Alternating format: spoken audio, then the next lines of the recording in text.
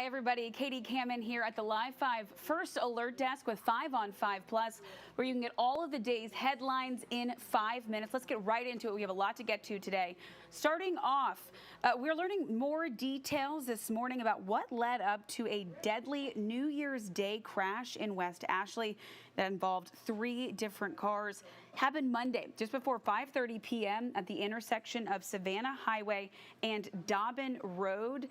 Now, investigators say a Chevy Malibu coming from Dobbin Road ran a red light. A Hyundai Elantra crashed with that Chevy Malibu, which then led to an impact from a Dodge Caravan. The driver of the Chevy Malibu was not wearing a seatbelt. They died at the scene. That investigation continues.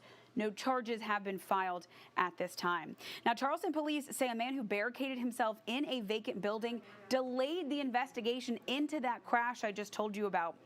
While officers were responding to the crash on Savannah Highway, Charleston County deputies worked to negotiate with a man who barricaded himself inside of a nearby building.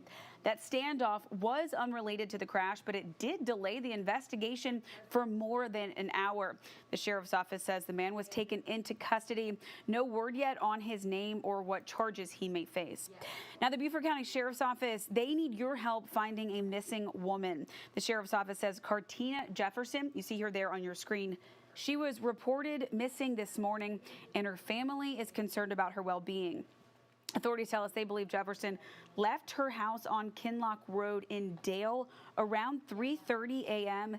She was wearing black joggers and a blue jacket. Now, if you've seen her or you know where she might be, call Beaufort County Dispatch. That number is there on your screen. It's 843-524-2777.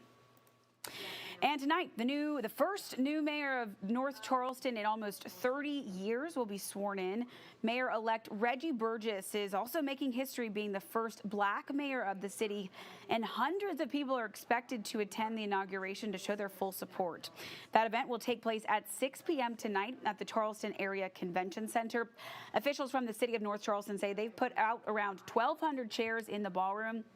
But everyone is welcome to come and witness this monumental occasion. Community leader Tammy McCautry is going to host that ceremony. The ceremony will also include the swearing in of 10 city council members. Well, let's have a look at that weather. A beautiful morning out there in downtown Charleston, but a bit chilly. Let's have a look at that forecast with the First Alert meteorologist Joey Sovine. And good Tuesday morning to you, meteorologist Joey Sovine here. A colder start out the door this morning. Make sure you have the heavier coats if you're headed outside. Temperatures in the 30s, feeling like the 20s in some spots. Will be climbing into the 40s, up around 50 by lunchtime, and only low to mid 50s this afternoon, down about 10 degrees from yesterday. The temperatures drop quickly tonight, down to 31 on average, so inland areas all below freezing tomorrow morning. A rain chance late in the day tomorrow into early Thursday, then another rain chance heads our way for the beginning of the weekend with breezy weather. Temperatures briefly warmer there at 67. All right. Thank you, Joey. And moving on, discussing some more of those temperatures. As Joey mentioned, they're getting chilly. We have some details on some warm places to stay if you need help. Holy City Mission's Warming Center at Aldersgate will be open tonight. The shelters on Remount Road, down the road from West Vaco Park. Organizers say registration will go from 7 to 9 tonight.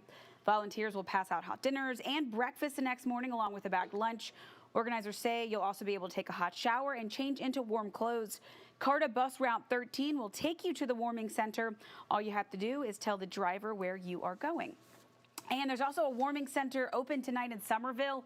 It'll be open on a day-by-day basis the rest of the week, depending on the temperatures. It's at Seacoast Church on East 5th North Street, and organizers ask that you use the entrance on Gum Street. You can check in from 7 to 9 tonight, but you have to leave by 7:30 tomorrow morning. Everyone is welcome, but the warming center cannot accommodate pets. There will be dinner, a place to sleep, a hot shower, and a takeaway breakfast provided while supplies last. Tri-County Link will be providing free transportation to the Somerville Warming Center. And now to a traffic alert. Dorchester County officials say a sinkhole has closed part of Highway 78 westbound to be shut down. You can see that area there on your screen. This is in Ridgeville, about a quarter mile from Water Wheel Road. You can see this is Water Wheel Road here. and that closure is about a quarter of a mile away. Now, officials say you will need to find another way to get through this area. We reached out to officials about when the road might be reopened. No word on that quite yet.